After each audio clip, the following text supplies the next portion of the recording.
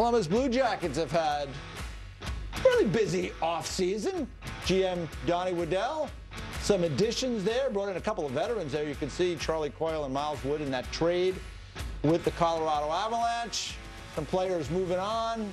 He was able to re-sign Fabro and Provorov, two of their top four defensemen, so those were important signings. And to discuss the Jackets, my buddy, my old partner, the one and only Steve Mears, the play-by-play voice of the Columbus Blue Jackets. Mearsy, when you look at that board and you see all those names up there, the guys coming and going, you called all the games last year. What was the most important thing they had to do amongst the things that they were able to accomplish thus far?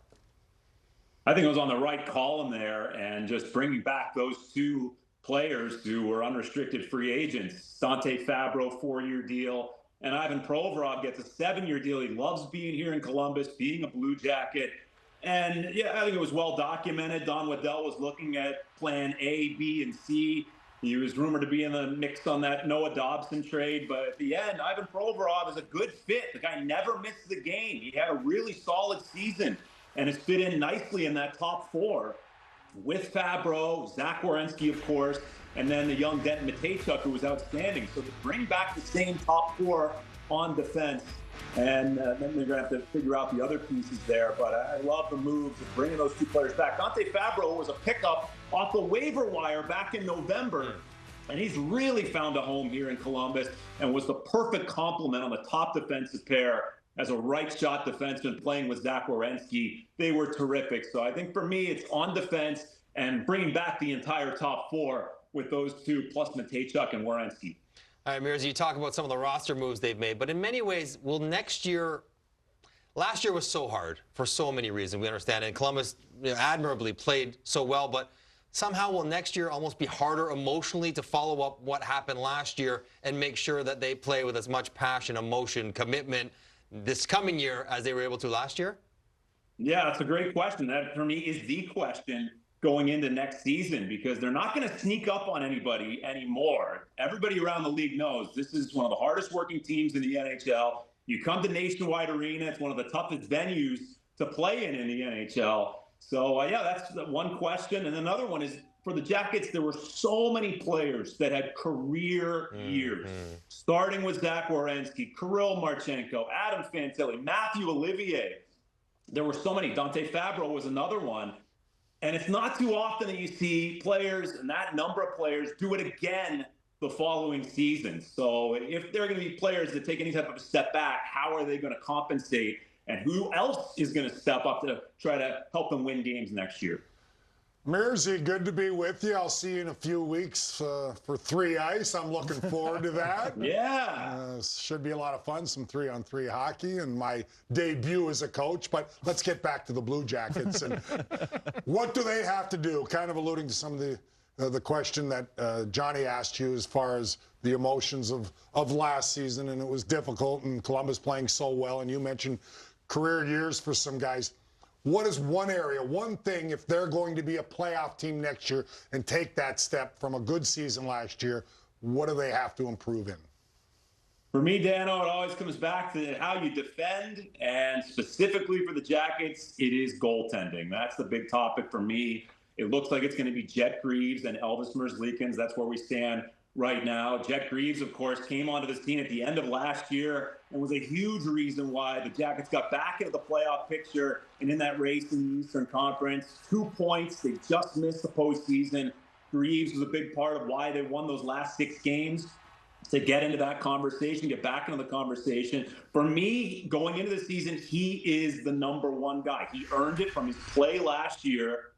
And then for Elvis Merzlikins, who's still under contract, he had a very strong portion. The middle portion of the season was very good. He just struggled down the stretch, and that's when Jet stepped up and was outstanding. So for me, Jet Greaves, going into the season, unless he has a terrible training camp, which I would be shocked if he did, for me, Jet Greaves is the #1 guy. And I do think the Jackets are still looking for a third goalie to have in the organization, preferably somebody with some experience that will play in the AHL, and who knows, maybe in the event of an injury or one of those two guys struggling could come up to the NHL level. Mears, you mentioned Kirill Marchenko, and I mean, I don't know if guys, fans, viewers really know how good this guy was last year. I mean, 31 goals, 74 points. I mean, is there room for growth? Because you talked about it, career years. Sometimes guys have a career year and then they regress. Do you see him taking it to 35 to 40 goals next year, getting to 80 points or more? Why not, EJ? I mean, you can't forget that he's a part of this young core here in Columbus. Immediately, your eyes go to Kent Johnson and Adam Fantilli, and obviously Zach Werenski is the superstar on the blue line. But Kirill Marchenko, I thought he was one of the breakout players in the entire league this season. So, yeah, I think the ceiling is even higher for him. He's definitely a top-line winger. He was fun. It was just fun to watch his game evolve. And he even shook off an injury midway through the season. He only ended up missing 3 games. He took a puck off the jaw while he was sitting on the bench in Dallas. And because of the bye week, he only missed 3 games, came back, and really didn't miss a beat. So there's been chemistry there with Sean Monahan. I love the depth down the middle, EJ. Monahan, Fantilli, and now you throw in Charlie Coyle, right shot, another big body. So all these teams, you guys talk about it a lot, looking for centers all around the league. And look at the Jackets now with those 3. They add Isaac Lundestrom as a potential 4th-line center. And then they have these other guys, Voronkov, Jenner, Cole Sillinger, who can also play center. So that is an area of strength, and I give Don Waddell a lot of credit for reinforcing that spot. And that 3rd-line center, Charlie Coyle, I think he's going to fit in seamlessly. Well, let's talk about those centermen, because the one guy who was off to an incredible year last year, I mean, surprising, was Sean Monahan, and how important it will be for his production and his personality to be back with the team full-time after he had an injury last year. How important will he be this year if Columbus is going to be successful? Oh, yeah. I mean, just the example that he set for the young players, the leadership in the locker room, such a high-character individual and obviously a great player. I love his story. He obviously had the success in Calgary, went to Montreal, resurrected his career, and then he comes here to Columbus. And it was a shame that he did get injured there in January and missed a huge portion of the season, almost the entire second half of the year.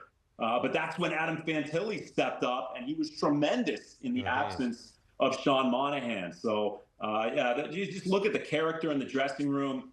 Boone Jenner, Matthew Olivier, Sean Monahan, players like that. They bring in Charlie Coyle and Miles Wood.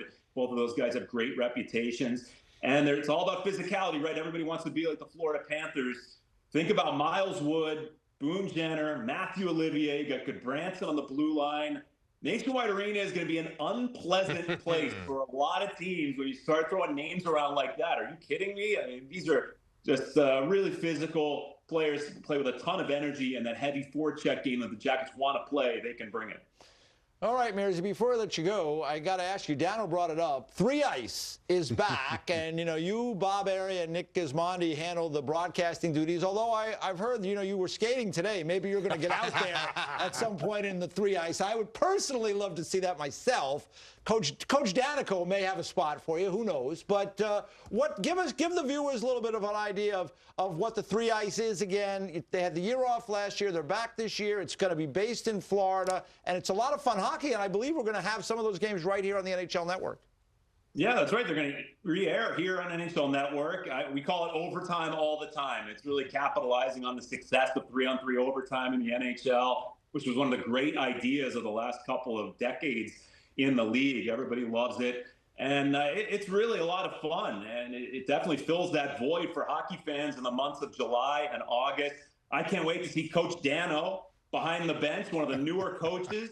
I'm sure he's going to take some pages out of the books of all of his great coaches with the Devils over the years. I don't think there's any neutral zone trap with 3 Ice, but I can't wait to see Dano. Don't forget, I've had Jesper Bratt and Jack Hughes around a long time, so I have picked their brain all last year, trust me, on a little strategy. Yeah, legendary coaches, and some of the skill of these players, what they can do with a stick and a puck, and then the 3-on-3 game. Yeah, EJ, you said it's all going to be based at the Baptist Health Iceplex, that brand new beautiful facility for the Stanley Cup champion Florida Panthers. And they're going to be airing on NHL Network, FanDuel Sports Network, 3-on-3 hockey.